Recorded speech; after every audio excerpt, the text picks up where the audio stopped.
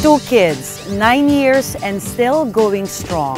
Magkaiba man ang mundo na kanilang ginagalawan, sa huli, nagtagpo rin ang kanilang mga landas. Ngayong gabi, kamustahin natin ang buhay may asawa ng tinaguriang Pinoy Sakuragi na si Mark Pingris at ang kanyang may bahay na si Danica Soto. At makalipas nga ang 2 taon, muli kong kinamusta ang pamilya Pingris. Hi, Danica! Naalala niyo pa ba ako? Yes! I was Welcome here 2 back. years ago. Oo nga. Kamusta ng mag-asawa? Okay naman. Nadagdagan na ba mga anak? Hindi ba, pero sa trying and praying. Sarado ko na to, ha? Ito ba? Ewan ko, bago lang ba itong wall na to? Wala May pa mga- yata to, no? Wala pa dati. And I heard maraming bago sa inyo.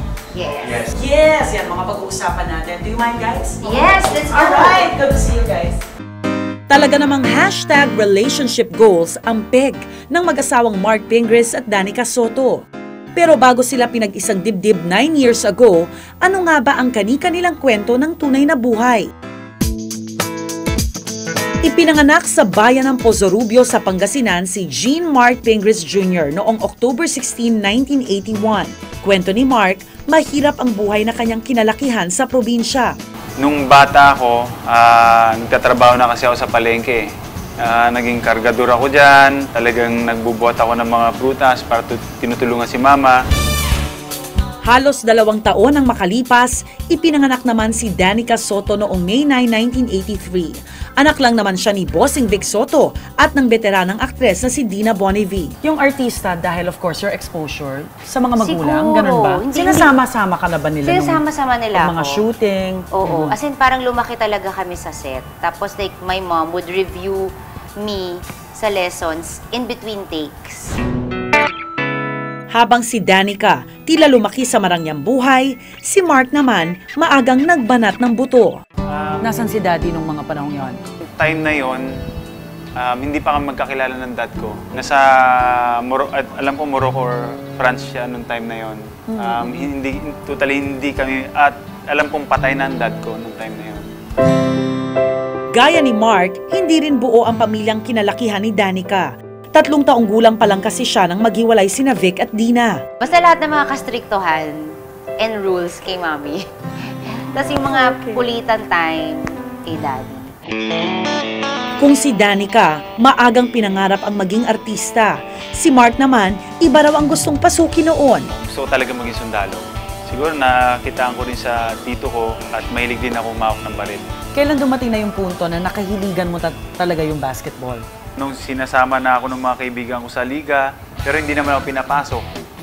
So okay lang sa akin, at least may uniform na ako. Nung naglalaro ng nakachinelas ako, nakapaa lang ako eh.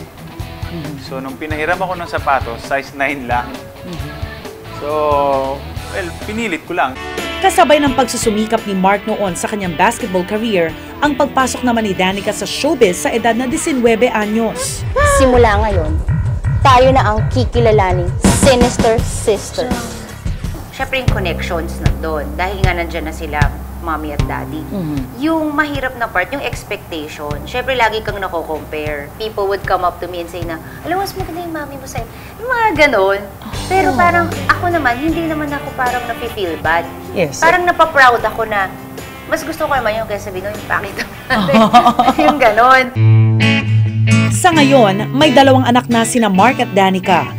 Teammates nga raw silang mag-asawa sa pagpapanatiling happy ng kanilang pamilya. What's your favorite thing to do with mommy and daddy? Just Mommy first. Time with them. Spend time with them. And how do you spend your time with mommy and daddy? Go out. Alright, anong plano nyo, Danica, Mark? In the future, you still want to have kids? Yes. And they also Yes. want, right? Yes.